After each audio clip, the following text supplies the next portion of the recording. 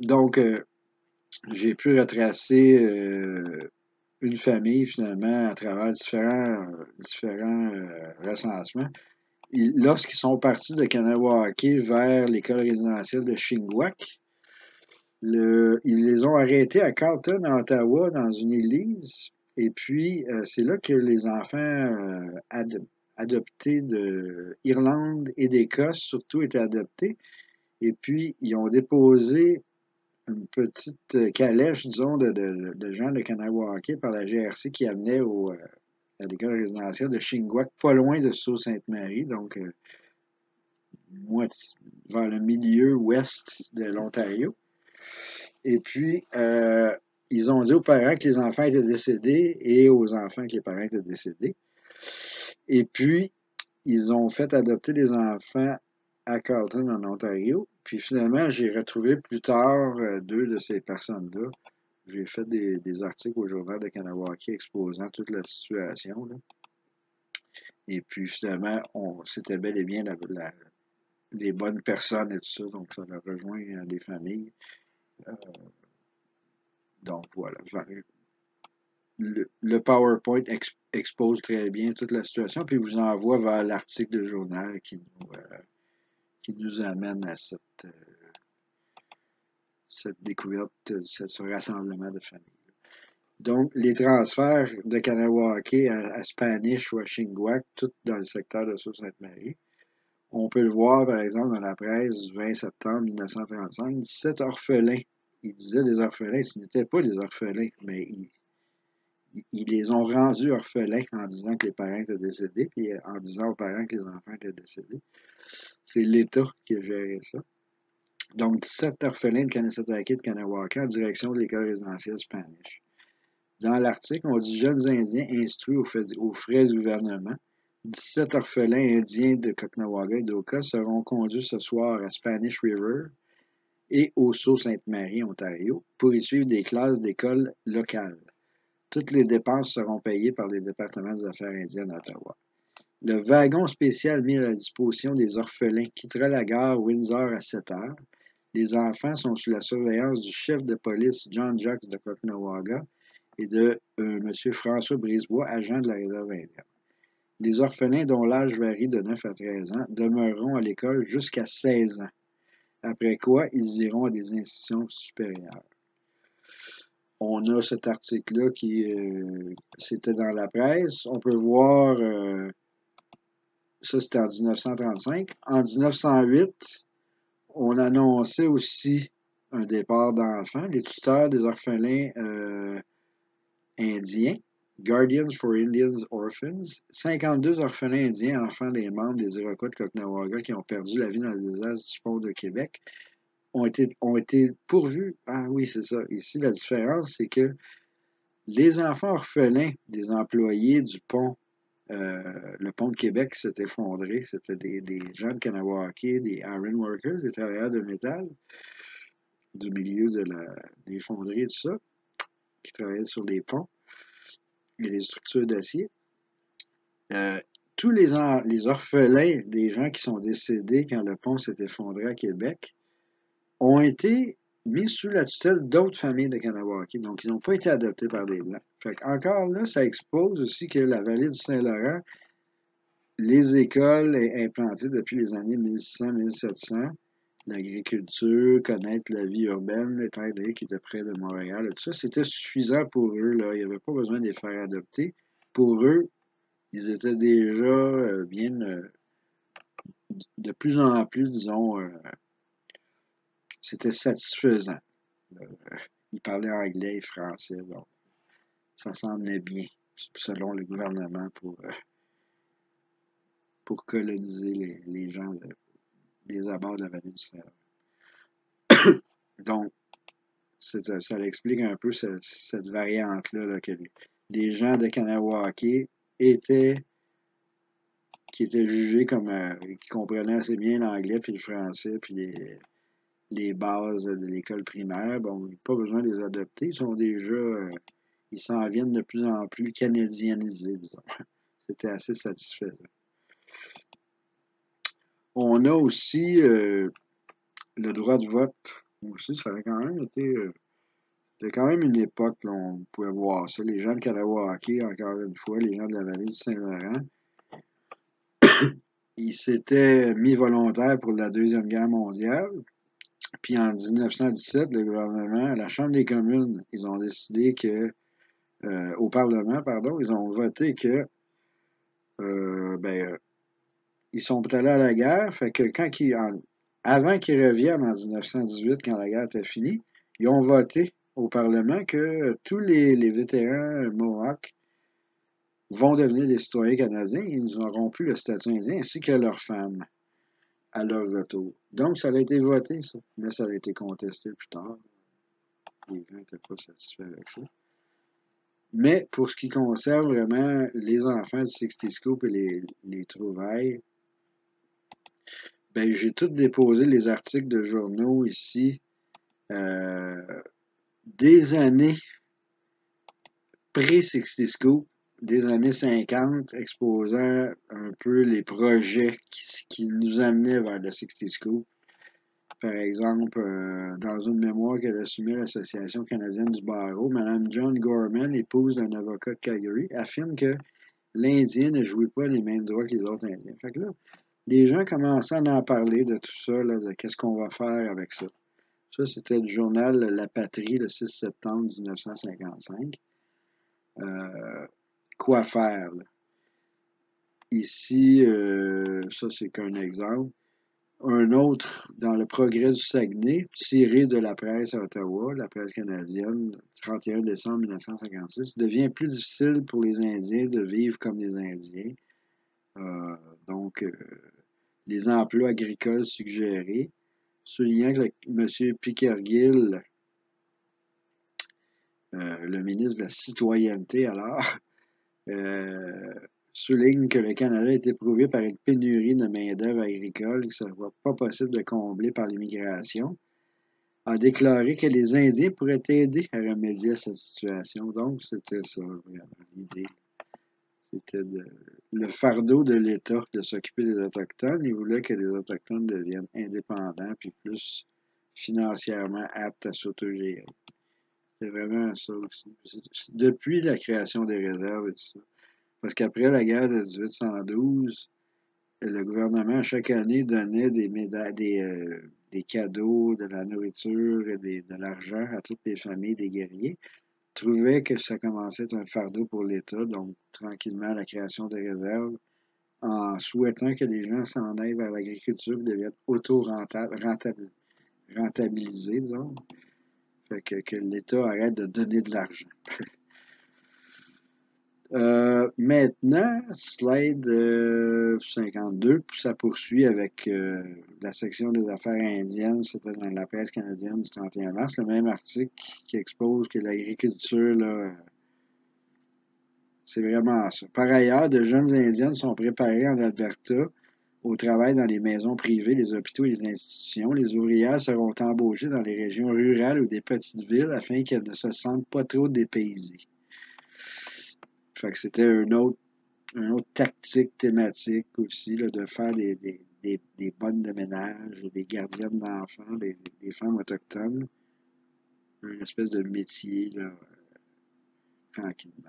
Donc, aussi dans la même année, le Progrès du Saguenay, tiré de la presse canadienne, le 31 mars 1956, pour des raisons économiques, on peut voir à propos des orphelins. Dans son discours, dont le texte a été remis d'avance à la presse, le ministre Pickersgill exprime que l'espoir que les petits orphelins indiens soient adoptés par les autres Canadiens. Dans leur cas, comme dans celui des autres orphelins, l'adoption par une bonne famille est préférable à la meilleure des institutions. Fait qu'on le voit là, que le 60 Scoop s'en venait très bien. L'idéal commençait à être fixé. Donc, dans le journal du droit, là, ça l'apparaît. On peut le voir. Et puis, on peut voir que toutes les annonces concernant les enfants et les adoptions, c'était, on peut dire, les foyers heureux qui songeaient à l'adoption d'un garçon ou d'une fille sont priés de s'adresser au ministre du Bien-être social, hôtel du gouvernement à Toronto. Donc, il y avait occasionnellement, pas à tous les spécimens, mais des annonces du gouvernement précisant que les enfants adoptés provenaient de leurs annonces. La plupart des sociétés d'aide à l'enfance sont des prodiges afin de trouver des foyers adoptifs permanents pour leurs pupilles. On s'occupera attentivement de toutes les demandes d'inscription, d'adoption de ces enfants ou d'autres enfants. Donc, je l'ai mis sur Facebook, sur une petite page Facebook qui s'appelle Éric Piotiel, journaux 1950-1960, rare des années 60, 60 Scoop. Le lien est là. Et puis, vous allez le voir dans les commentaires là, du vidéo.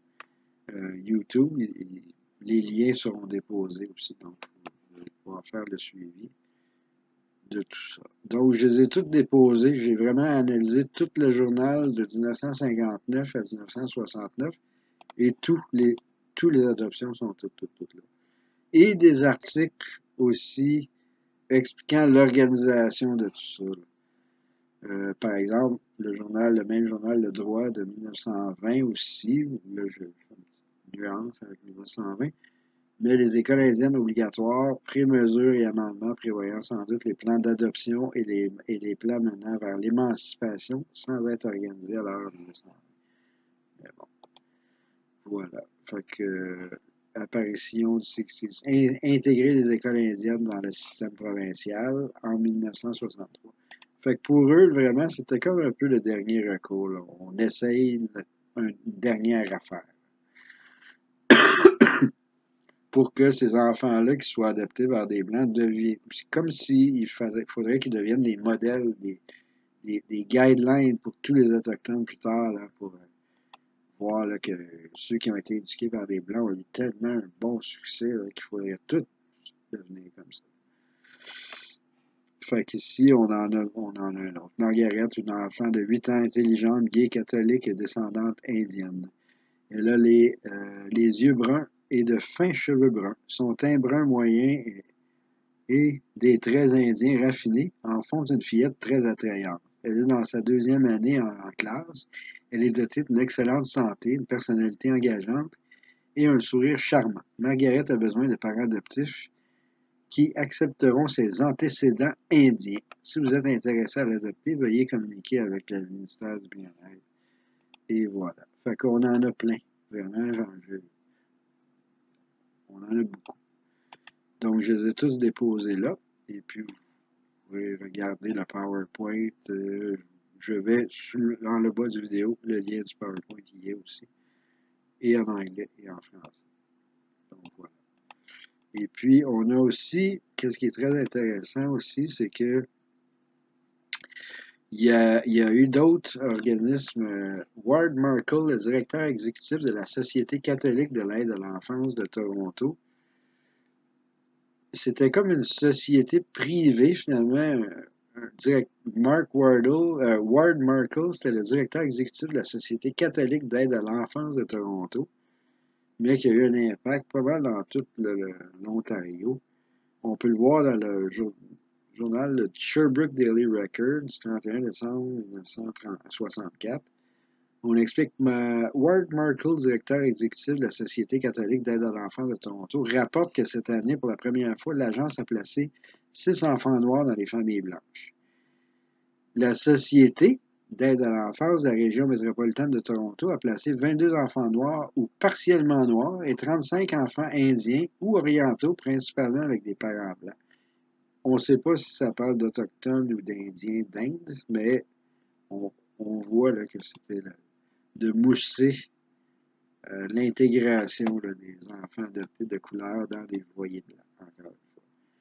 Donc, on a un peu l'historique de ce Ward Markle-là, qui pourrait donner des indices si quelqu'un ferait une enquête plus approfondie là, sur l'origine de 60 Scoop, parce qu'ils ont eu un rôle à jouer avec l'État et tout ça. Ça serait des points, je crois, qui pourraient même faire une thèse. Fait qu'il y a beaucoup d'articles de journaux mentionnant tout ça. Et ici, on voit là, le 5 août 1969, en tant que directeur général de la Société catholique d'aide à l'enfance de la Ville-Reine, donc Toronto, M. Markle a déjà placé plusieurs enfants indiens du nord de l'Ontario dans les familles américaines. Américaines, après avoir constaté qu'il était très, très difficile de les faire accepter ici, au Canada, au Québec, Ontario. Donc, qui dit les Autochtones, les Indiens du nord de l'Ontario, donc beaucoup de Cris et d'Ojibwés, fort potentiellement, et des Algonquins. Ensuite, un autre institut, l'Institut Baron de Hirsch de Montréal. Ici, dans le Journal d'Ottawa, le droit, encore une fois, de 1971, on voit l'annonce. Parents adoptifs Hilda et Mervyn Unger, qui avaient déjà 3 garçons, désiraient une fille, quelle que soit sa race ou sa couleur, pour compléter leur petite famille. En 2 mois, l'Institut Baron de Hirsch de Montréal leur a trouvé une petite fille disponible pour l'adoption dans les territoires du Nord-Ouest. C'était l'enfant d'une jeune adolescente indienne. La petite Rachel Morena, âgée de 3 ans, est ici dans les bras de sa mère adoptive, Mme Hilda Unger, tandis que Jack, à gauche, Mike, et en avant, et Brian regardent la scène. Donc, c'était vraiment... c'était comme un magasin, finalement, adapté des enfants. Donc, ce qui est intéressant, j'ai pas fait une étude approfondie. C'est pour ça que je le dépose, que je le rends disponible pour tout le monde, pour que si des gens intéressés veulent faire des recherches plus approfondies, avec des fonds, évidemment, pour faire des recherches et suggérer des recherches comme ça, moi, en tout cas, je serais partant de continuer, mais on a besoin de fonds. On a besoin de fonds pour approfondir le travail. Donc, on peut voir ici dans la carte postale de la ville de Montréal, le Baron de Hirsch l'école et institut, School and Institute, une carte de 1903 à 1907 sur la rue Bleury. Le building, l'édifice, officiellement ouvert le 17 juin 1891 en tant qu'école gratuite pour les enfants pauvres de confession juive et un foyer d'accueil pour les immigrants et les orphelins. Donc, jusqu'à quel point on peut voir ici dans l'article précédent les petites personnes adoptées par l'Institut Baron de Hirsch. Donc, c'est ça. Là. Fait qu'on a vraiment tout l'historique, aussi la mort du baron de Hirsch en 1896 qui explique un peu sa vie. Donc, c'était le baron Maurice de Hirsch, grand financier et philanthrope, décédé hier soir dans son domaine de Presbourg en Hongrie. Il était... Il est parti à Bruxelles. Mais bref, voilà. Il est venu investir dans différents pays, aux États-Unis, au Canada, en Amérique du Sud, pour des orphelinats et différentes œuvres de charité. Tout ça. Il a finalisé l'achat d'un immense terrain en Uruguay, sur lequel il forma une colonie juive. Fait que c'était un promoteur des colonies juives, des développements de la communauté. Donc, mais en quoi il a été vraiment impliqué, outre l'adoption qu'on voit là, ben, c'est là qu'il faudrait aller étudier, aller faire une analyse plus approfondie. Donc voilà, je vous envoie le lien. Ben, le lien est dans les commentaires ci-bas. Et puis, vous allez pouvoir regarder tout ça, là, le PowerPoint également avec le lien sur Académie Delia. Et voilà. Donc, bonne analyse. Et puis, ceux qui veulent avoir ceux qui ont des questions, qui veulent d'autres détails, juste m'écrire et laisser un commentaire. Ou alors m'écrire à mes coordonnées. Donc, bonjour.